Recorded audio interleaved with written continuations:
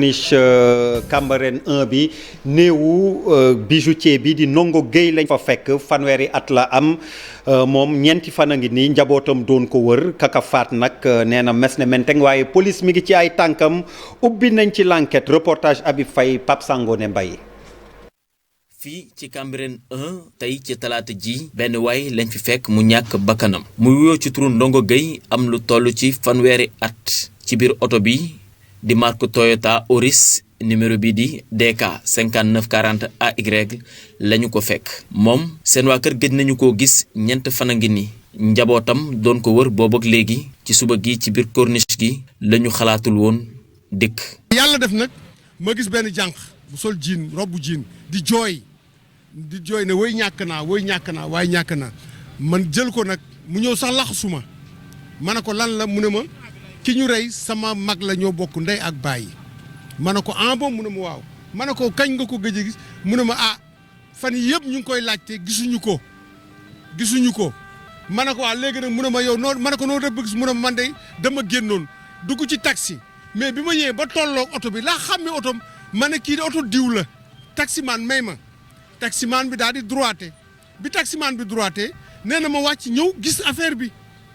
ci la rek tàggoo sagoom nee na ma magam bu mbokkal ndeeg bàyyi tamit ci même condition yi lañ ko retrouvé mu dee yàggul dara donc defe naa ne loolu daal lañ ci am comme information. ab commerçant la woon buy jaay ay takkaay di tukki diggante Dakar ak Dubaï ci saagu plastique bi ngeen di gis ca lañ ko dugal gannaaw ba ñu ko faatee police def ceinture de sécurité fii ngir door lii di enquête am.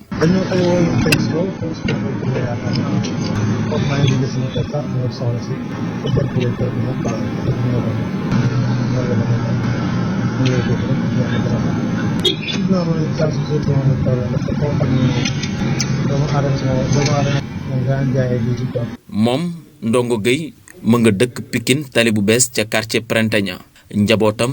jaaxle nañ jamono ci ñu toll police ibbi aw l'enquête néew bi sapeur jëlsi na ko yóbbu ko ca l'hôpital. Habib Faye ñu ubbi pàcc bu yaatu bi ñu jagleel ñaxtu ASP yi fii ci Ndakaaru ak yeneeni diiwaan ci réew mi ñu jàpp ni 2013 ba léegi nag ñoom ASP yi seen payoor ci fukki junni la toll sonn nañ lott nañ ba tax ñi ngi sàkku ci nguur gi ñu taxawu leen fii ci Ndakaaru ñaxtu woowu Cheikh Diop Diafara Ba teewe nañ ko. ñuy dox di dem am yàqin ne daañu egg fa nga xam ne nag fa la ñu war a waxee mu di seen ak direction ñoom ñi li di wëyal ànd ci ak détermination bu mat sëkk seen bëgg-bëgg du dara dul wax li nga xam ne nag moom moo di seen naqaru xol mu ñeel seen barabuk liggéeyukaay ci loole itam la ñi nga xam ne nag ñoom ñoo di way takk der yi daal di sànni ay gaz lacrymogène ngir rek daal di tas ndaje wi.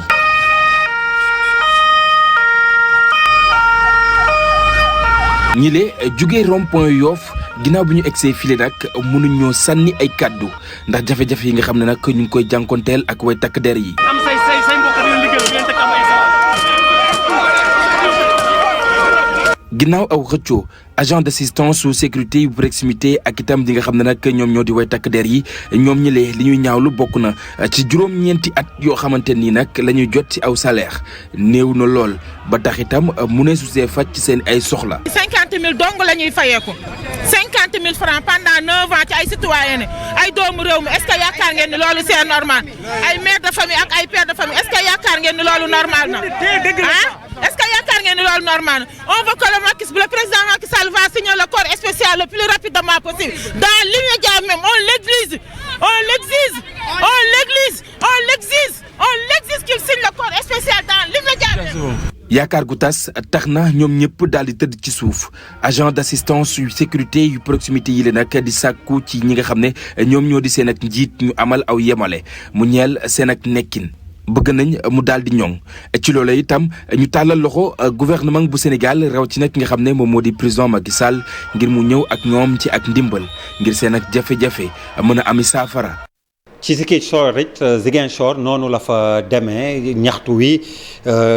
préfet daf ko tere woon ba tax takk der yi tas ko Antoine Préran moom mooy président amical départemental yu ASP yi laaj ak tontu dox digganteem ak Boubacar Diassi. suñu taxawaay bi mooy dañu ñëw fi pour ñaxtu dañoo sonn sonn parce que 9 ans de galère doy na ñun musuñu ñaxtu bu ñu nekkee fii depuis 8 ans musuñu ñaxtu musuñu def dara on vit dans le silence mais Macky Sall bu mu génnee lors du conseil des ministres 2021 du mu wax day pérenniser le corps spécial modèle ASP def un corps spécial mais ba léegi promesse yooyu amul ñu def 72 heures mu génn neenu daf ñu yokk contrat encore ñu fayee ko encore de pécule de 50 000 francs ay pères de famille 8 ans de galère moo tax ñu taxaw ñu ne ñun léegi doy na waaw loolu la ñu ne ñun doy na après bu may lancé président de la république sénégalais yëpp dañuy ne doomu Macky Sall ñu ñooy doomu Macky Sall ñu ñooy police Macky Sall pourquoi Macky Sall am ses doom am sa police ñuy ñaxatu doo leen neen dal leen lii ak lii ak lii laay def c'est lui le président de la république benn décret bu ndaw kese nous serons satisfaits. ca Kolda it takk der yi noonu la ñu tasee marche ba ASP yi nas Abdoulaye Diallo ci leeral.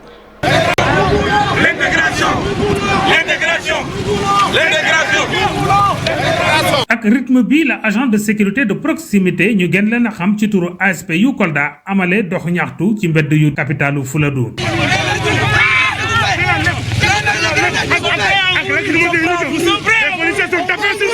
maintenant ñun lu ñuy ñaxtu mooy di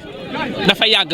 8 ans ba 9 ans ngay liggéey si bénévolat ñi lay neexal ay responsable borom njaboot ñoo fi ne ñi fi nekk ñëpp koo ci am na jabar ak i doomam war a tee ndeem war a tee baayam war a tee rakam yi kon donc ñun li ñuy dox moo di nañu dugal fonction publique la ñu wax munoo liggéey te munoo am loo xam ne suba boo fi jóg boo retraité bu ñu liggéey ba 55 ans 60 ans ñi retraité lu ñuy def on a droit à la retraite pension à la retraite loolu yëpp am na ci. waaye ay alkaati ñoo ñëw tasaare seeni bile marche.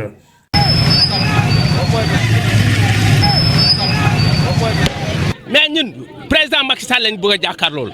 amul ministre amul DG président parce que mooy yor yëf yi lu mu wax mooy am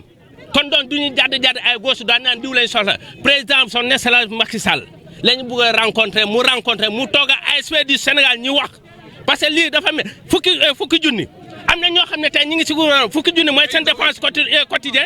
alors que ñun dañuy liggéey ba weer bi de lu ñuy am da ngay génn sa léeg-léeg sa doom day feebar pour am ordonnance da nga koy ñaan. mu am ñenn ñi ñu teg loxo.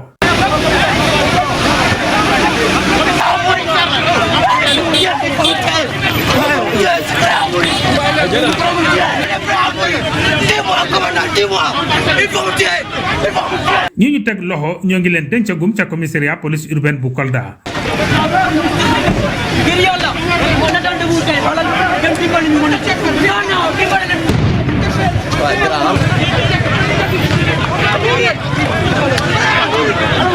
mu am xibaar bi ñu jot buy xamle ne yile ASP dañu doon amal marche bu kenn autorisé wul. aliment volaille bi dafa yokk muy mbetteel ci association aviculteur ak éleveur indépendant du Sénégal waa avis yooyu toogaay ñaxtu ca mairie bu ville bu Thiès lépp ngir njëkk yi dellu fa woon reportage Cheikh Anta Diop Sey Latir. ñii di ay liggéeykat yu nekk ci l'hôpital yi nekk ci réew mi. ñuy jéggalu xanaa dellu siwaat ci élément bi bu yembee visite goo xam ni tukki nemmeeku ca Mbëbës préfet bu Kër Massar ak DG Promoged ñoom ñoo def lu ni mel ndax gën a taxaw ci nu ñuy def ba ñoŋal mbalit mi préfet Kër Massar laaj ak tontu dox digganteem ak Modou Diop. projet boo gis muy projet bu mag dana am nécessairement ñu mu laal. muy ay borom kër muy ay borom yi tool ak yu mel noonu loolu moo taxoon tey ma wax waa Promoged nañu ñëw ñu ànd sur le terrain ñu war ñu exactement phase 1 bi fan la tàmbalee fan la yem boo ko defee commission bi nga xam ne maa ko jiite dana mën a def liggéey bi sur le terrain dem recenser ñëpp ñi nga xam ne ci la ñu bokk suñu passé loolu nag toog évaluer ku ci nekk liñ la jëlal lu mu doon nan la toll woo leen ci waxtaan nag ensuite def li ñuy wax conciliation pour mën a fixer indemnité yi leen di jox balaa ñu leen di yëkkati parce que nag nguur gi daf fi nekk pour ñëpp daf fi nekk pour surtout sàmm àqu doomu aadama yi donc loolu danañ ci bàyyi xel bu baax incha allah. dafa nekk projet bu moderne boo xam dafa nar a ñëw changer carrément li fi nekk kenn dootul jàmbat mbalit mi fi nekk waaye dañu koy rafetlu ndax dañ ko nar a aménager def ko planter ko def ci ay parcours yoo xam nit ñi dañ fi mën di doxantu di féexlu dañ ko mën di utiliser aussi pour def ci yenn activités yoo xam ne nii ay activités récréatives donc pourquoi pas. fileeg ñetti weer kon ni ko préfet waxee dinañu ñoŋal impense yeeg ndàmpaay yi ca projet boobu ñu dëgmal ca Kër Massar rawatina ca Mbëbës. conférence de presse ci wàllu politique la ñuy àddu jëmale Bamba Fall jamono ji ñuy àddoo maire bu Médina ñu nommé ko ministre conseiller Dissa Préra di ñu toppal conférence de presse boobu dinañ ci dikkaat nit ki reportage gi naka la askanu Médina gisee nomination Bamba Fall ministre conseiller ci wetu njiitu réew mi ñenn jàpp ni bu dee noonu la mën def ngir tabax seen commune baax na ñeneen gisee ni wor la ndax bu ñu ko xamoon duñ ko sànnil xob ba muy gagné seen commune boobu micro trottoir Habib Faye moo ko def. lu war daal mu ngo xëy na nag lu mu bëggoon la digganteem ak Macky man nag du ma ci sori du ma ne war na du ma ne warul am déet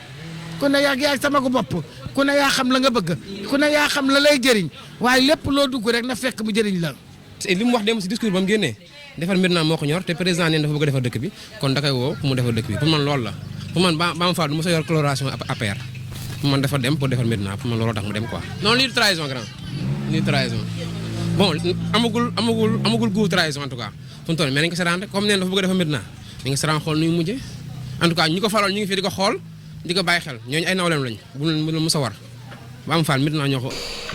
xibaar gu mujj gu ñu jot ci wàllu élection ñu jàpp ni révision exceptionnelle liste électorale xaatim nañ décret bi Macky Sall président de la République moo xaatim kon décret bi jàpp nañ ko 7 mars bi ñu dëgmal ba 31 mars ci la ñuy réviser liste électorale yi ndax élection législative yi ñu dëgmal muy yeesalaat pencum ndaw réew mi kon décret révision exceptionnelle liste électorale bi siiw na président de la république xaatim na ko danañu yeesalaat kon bindu yi ak ñi bëgg toxu 7 mars ba 31 mars ci weer bi ñu dëgmal la ñu àddu jëmale ci sécurité routière ak nañ ko bëggee dugal ci jàngu xale yi ñu miin ko mën a moytu ak fàggandiku yenn accident yi ñuy faral di gis ci tali bi loolu dox waxtaan wu yaatu dox diggante acteur transport yi ci aménagement yi ñu dëgmal jamono ji ci BRT bi ñuy waajal Maymouna Ndiaye Thierno Laurent Mendy teewe nañ ndaje li lu yore nu BRT bi ñu ngi koy waajal ci ndaje bi ñu ëpp ci ñoom di yëngatu ci wàllum njàng mi ak njàngale mi li waral lool nag mooy ab pexe boo xam ni dañ koo nar a nas ngir xeex li ñu duppee insécurité routière. li tax mooy population sénégalaise bi boo ko xaajee moitié bi genn wàll gi 19 ans et moins la ñu am boo jëlee ñi am moins de 15 ans daanaka 43% population bi la donc dafay baax ñun li ñuy def te ñu jaglal ko population bi ñoom ci seen bopp ñu def ci seen xam-xam ak seen xalaat moo tax ñu boole tamit ci biir projet bi inspection d'académie inspection de l'éducation et de la formation ne leen nan la ñuy def ba tàggat ndaw ñi ci li jëm ci wàllum sécurité routière. ñi ñu jiital ci liggéey bi muy inspecteur de l'éducation yi ñoom fi mu nekk nii nee nañu dinañ ci sóobu bu baax a baax. suñ curriculum maanaam jël na en charge yenn aspect yoo xamante ni vraiment bu ñu ci bëggee dugal programme bi du am benn jafe-jafe maanaam intégration bi day yomb beneen mbir bi mooy affaire éducation à la sécurité routière dafa am solo bépp citoyen daf ci war a bénéficier rawatina école maanaam élèves yi ndax élève xam nañ ko bu baax xale boo koy yaree ci éducation routière xëy na ëllëg moom ci boppam mën na yar ay adultes yu bëree bëri donc lu am solo la beneen mbir bi tamit mooy tey ji wàllum citoyenneté wàllum éducation aux valeurs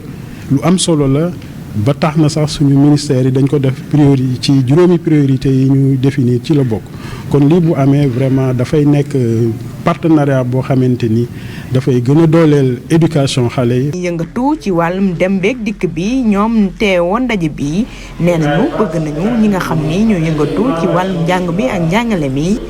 ñu xàccandoo doorandoo xeex fi nag accident yi nga xam ni dañ koo seetlu ci tali yi mu wàññeeku bu baax a baax fi léegi 2030.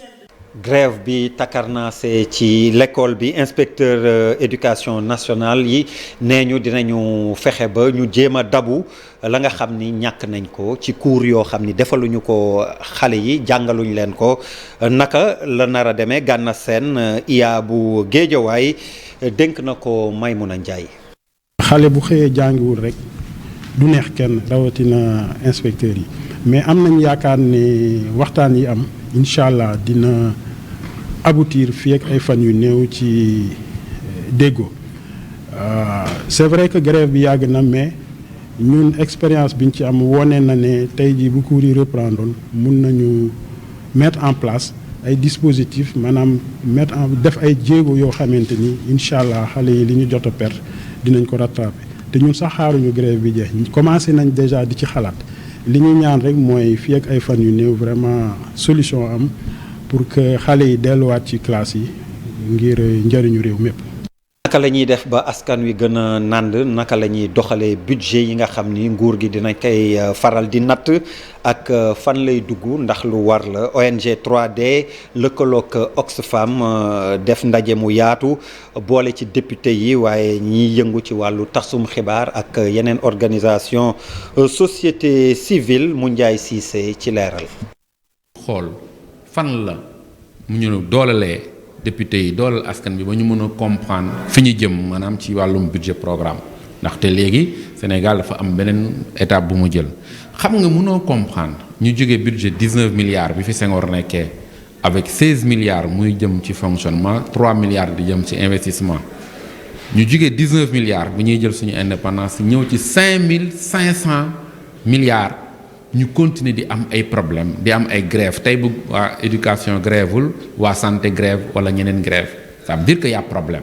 donc dañu war a xool càmbaraat nan la ñuy defaree budget ndax ni ñuy defaree budget askan bi dina ci bokk maanaam secteurs yi dinañ ci bokk joxe seen xalaat ba nga xam ne budget bi dina méngoox bëgg-bëgg askan wi parce que dafa mel ni bu ko fonctionnaire yi rek di defar day mooy indi problème yu mel nii mais toll nañ foo xamante ni avec le budget programme ni ñuy def ba réalité boo xamante ne askan wi à travers seeni représentants à travers secteurs yi mën a participer ci ni ñuy defaree budget. Touba Abdou Lahad Ka maire ba tabb nañ ko mairie commune kon bu Touba ki yor kàddu xalif général kullu murid Serigne Bass Abdou Khadre ci teewaayam la woon daal di sàkku ci ñi nga xam ni ñoom ñooy ñañu fal foofu ñu jaamu soxla askan wi Pape Balla Gaye Talla Samb teewee nañ ndaje mi. ci teewaayu conseillers yi lañu daal di teg Abdou Lahad Ka ci toogoom mu nar a jiite mairie bu Touba ci diiru juróomi at. ñu def ko laxasaay drapeau bi di mandargal sa installation def ko laxasaay.